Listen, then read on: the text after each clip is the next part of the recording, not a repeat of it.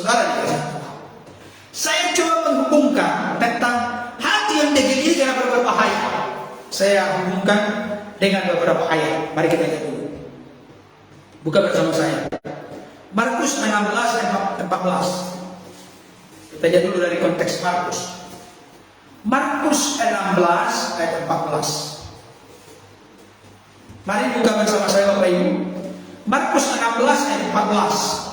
Bapak Ibu Saudara yang bergabung di TikTok, di Facebook maupun jemaat yang hadir secara langsung, saya tahu, saya mengerti kadang-kala banyak orang tersinggung ketika membahas ini. Tapi saya berharap Roh Kudus bekerja supaya hati kita menjadi hati yang mencontoh, meniru, meneladani Yesus.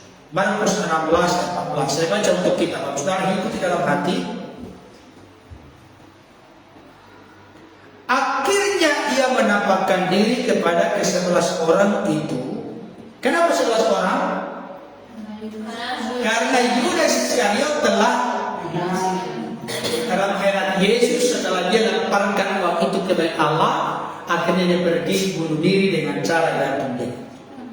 Akhirnya ia menampakkan diri kepada ke-11 orang itu. Kalau sudah menampakkan diri berarti peristiwa setelah Yesus bangkit dari antara orang mati.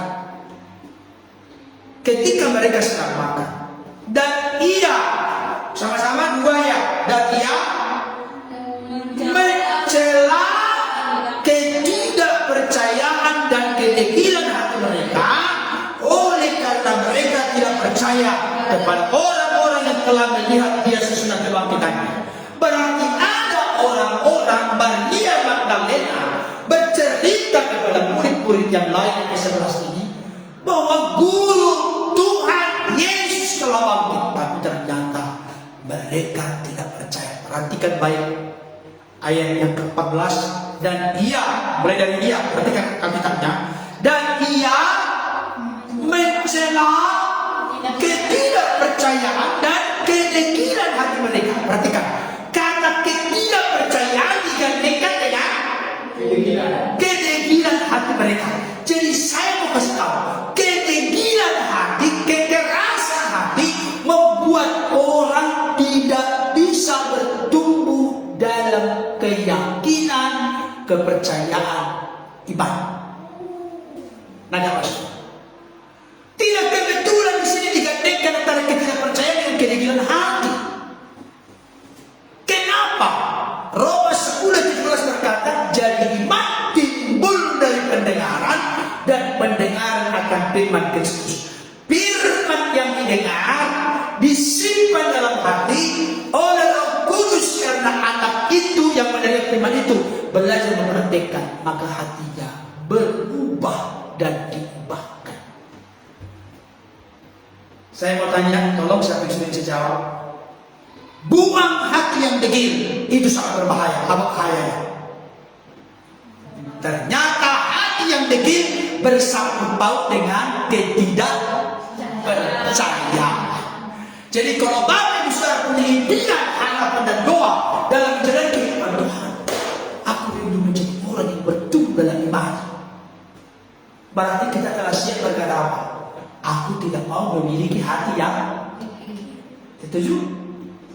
Jadi jangan sampai hatinya tetap degil, hatinya tetap keras, sepele dengan nasihat, tidak suka dengan hal yang baik, dan dia bermimpi, dia berangan-angan, kemudian aku mau bertumbuh menjadi anak yang mencintai, menyukai, menyenangkan Tuhan. Tapi tetap dipertahankan hati yang degil. Hati yang degil merongrong, merusak kepercayaan.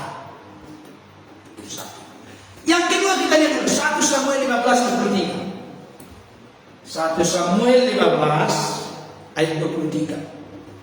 Banyak sebetulnya, tapi saya mengutip bagian-bagian yang inti. 1 Samuel 15:23. Bapak Saudara yang punya catatan sebenarnya harus dicatat. Hati yang degil akan mempengaruhi kepercayaan kita, merongrong keyakinan kepercayaan kita. Ayat 23, 1 Samuel 15:23. Mari kita baca sama-sama dua ya. Sebab pendurhakaan adalah sama seperti dosa menyembah berhala dan terapi. Karena engkau telah menolak firman Tuhan, maka Dia telah menolak engkau sebagai raja. Itu sedih, Bapak Ibu. Siapa raja pertama Israel? Saul.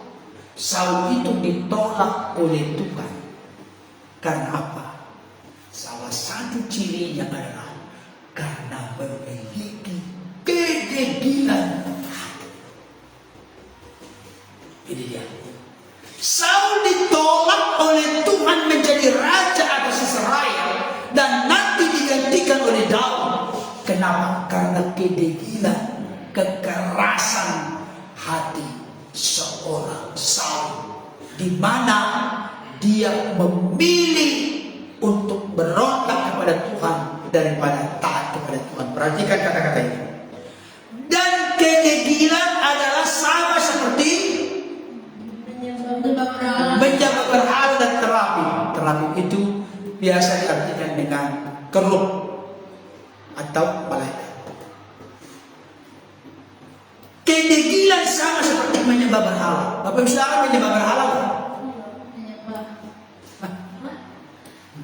Ada sini menyembah berhala?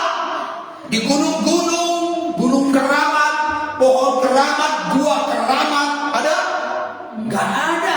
Tapi ternyata kita ini banyak kali berperan menjadi seorang penyembah berhala karena kedegilan hati sama seperti menyembah berhala. Kan sama seperti.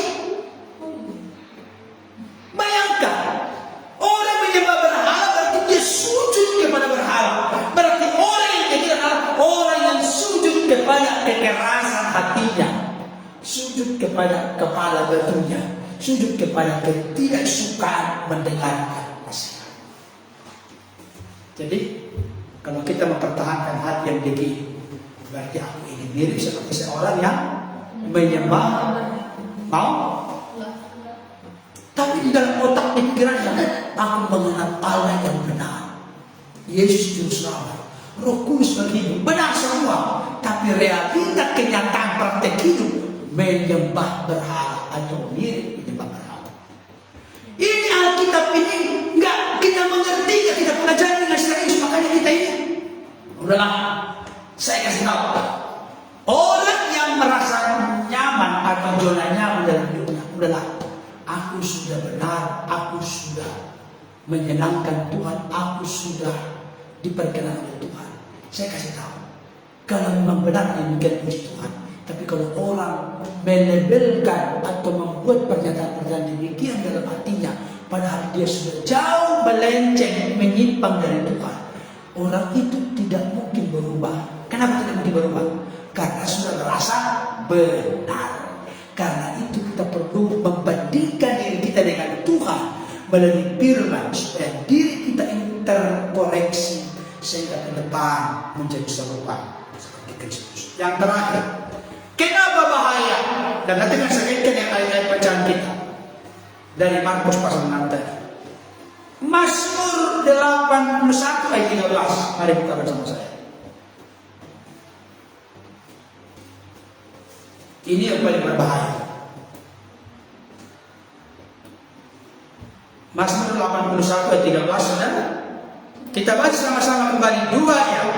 Sebab itu aku membiarkan dia dalam kedegilan hatinya.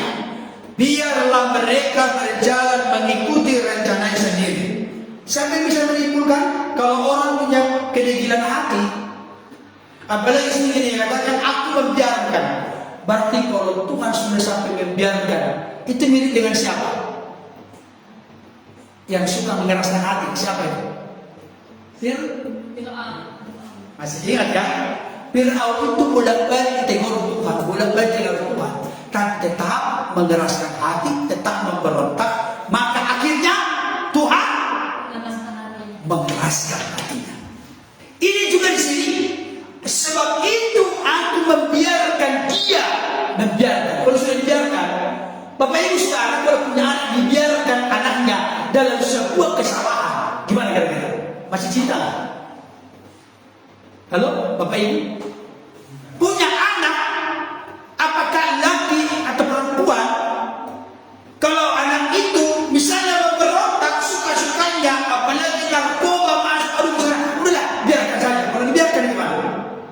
cinta lagi.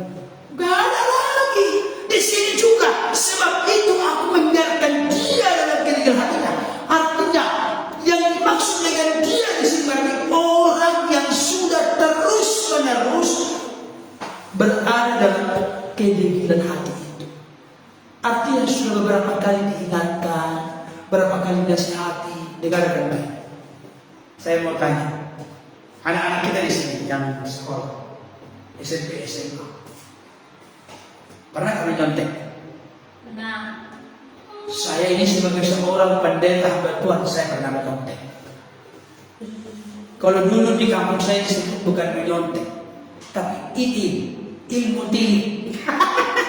Itu ilmu tilik. Itu maksudnya ilmu tilik itu. Jadi ada yang ditulis ditaruh di mana lah gitu kan. Itu. Saya mau tanya, ketika kalian menyontek, ada nggak itu? Ada. Jangan sampai ada orang yang selesai menyontek. Puji Tuhan, haleluya, nggak ketahuan. Guru lagi lewat. Dia bersyukur kepada Tuhan karena dia nyontek nggak ketahuan. Dan dia dapat nilai tertinggi di kelas. Bayangkan. Saya tahu, kalau engkau melenceng, aku melenceng, kita melenceng dari Tuhan. Langsung ada getaran di sini, ada dari itu. Merasa tertuduh, merasa bersalah, merasa gelisah. Saya kasih tahu, puji Tuhan, engkau anak Tuhan.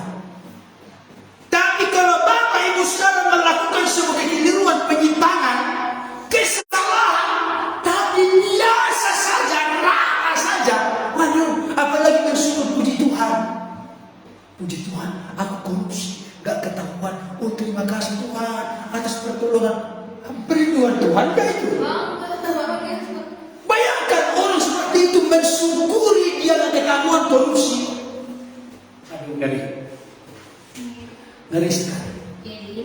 Saudara yang dikasih Tuhan, itu bahaya sekali. Perhatikan, sebab itu aku membiarkan dia dalam kehidupan hatinya.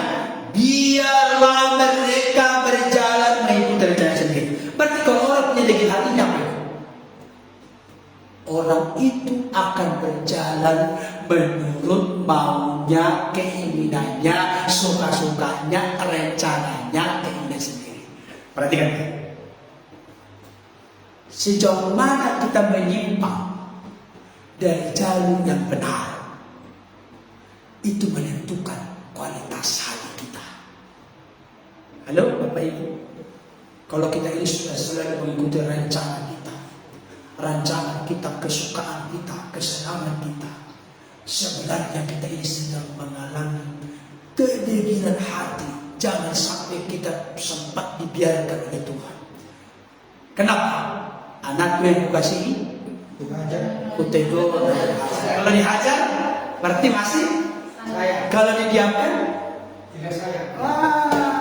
jadi misalnya adik kita ada kata di sini.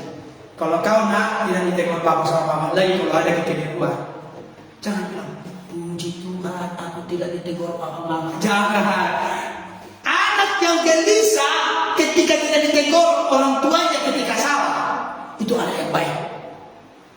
Dengar kalimat ini, anak yang gelisah dan merasa takut cemas ketika dia salah, tapi tidak ditegur, tidak apa-apa oleh orang tua.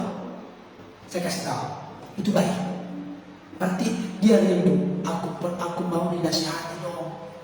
Aku udah salah ini. Kalau tidak, dia orang yang datang ke orang tuanya, Pak, Ma, aku melakukan kesalahan ini, maafkan aku ya, maafkan, aku mau perbaiki.